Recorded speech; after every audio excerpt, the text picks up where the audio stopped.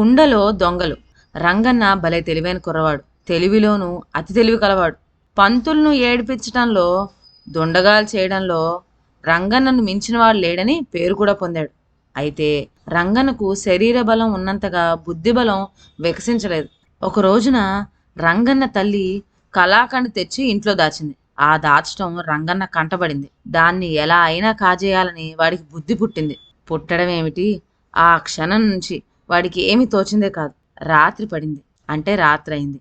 అందరూ పడుకున్నారు. రంగన్న తల్లికి కూడా నిద్ర పట్టింది. నిద్రొస్తున్నట్టు నటించిన రంగన్న వాళ్ళ తల్లిని చూచుకొని అప్పుడు లేచాడు. తల్లి దాచిన కళాఖండ్ చల్లగా తీసి జేబులో వేసుకున్నాడు. చేస్తున్నది దొంగ పని అని వాడి మనసుకు బాగా తెలుసు. మెల్లగా పెరటి తలుపులు తీసుకొని వాళ్ళ పొలంలోకి ఉడాయించాడు. అంటే ఉరికాడు. ఆ రోజున పొలంలో నురుపు పనులు జరుగుతున్నాయి. ఎవ్వళ్ళు చూడలేదు కదా.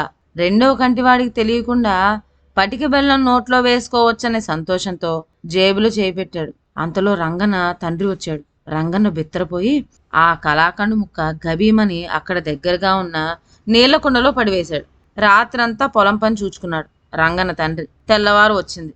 అంటే పొద్దున్నయింది. పడుకొని ఉన్న కొడుకును లేపి ఇంటికి పోదామని పిలిచాడు. రంగన్న ఉలిక్కిపడి లేచి నీళ్లకుండలో వెతికాడు. కళాఖండ మొక్క కనిపించడం లేదు. వెతికి గాలించాడు. కుండ లోపల చూడగా తన వంటి వాడే మరొక కుర్రవాడు కనిపించాడు. తన కళాఖండ కాజేసింది వాడే అనుకున్నాడు. తండ్రిని పిలిచి జరిగిన సంగతంతా చెప్పి ఏడవన ఆరంభించాడు. ఉండు, వాడి పని చెప్తా అంటూ తండ్రి రంగన్నను అవతలికి నెట్టి కుండలో దొంగ కుర్రవాడిని పట్టబోయాడు. తీరా చూస్తే దొంగ కుర్రవాడు కనిపించలేదు గాని ఆ కుండలో సరిగ్గా తన వంటి వాడే పెద్ద దొంగ ఒకడు కనపడ్డాడు. ఓరి దుర్మార్గుడా, ఎవడో కుర్రవాడు తెలియక చేశాడనుకున్నా, ఇంత పెద్దవాడవా?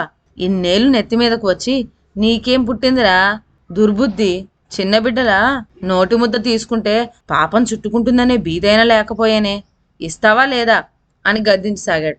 ఎంత తిట్టినా ఏమి చేసినా ప్రయోజనం లేకపోయింది. నీ పని ఇలా ఉందా దొంగగాడిదా అని ఉక్రోషంతో రంగన్న తండ్రి ఆ కుండను ఒక్క తాపు తన్నేసరికి అది ముక్కల ముక్కలై ఊరుకుంది. తండ్రి కొడుకులు ఆ ఒలికిన నీళ్లలో కళాఖండ ముక్క కోసం తెగ వెతికారు. ఎక్కడుంది?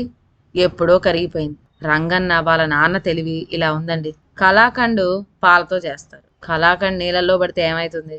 కరిగిపోతుంది. నీళ్ళల్లో మొహం పెడితే ఏమైతుంది? మన మొహమే కనిపిస్తుంది. ఈ విషయం కూడా తెలుసుకోకుండా ఇద్దరూ కలిసి ఒక చిన్న కళాఖండ ముక్క కోసం కుండను పగలగొట్టారు.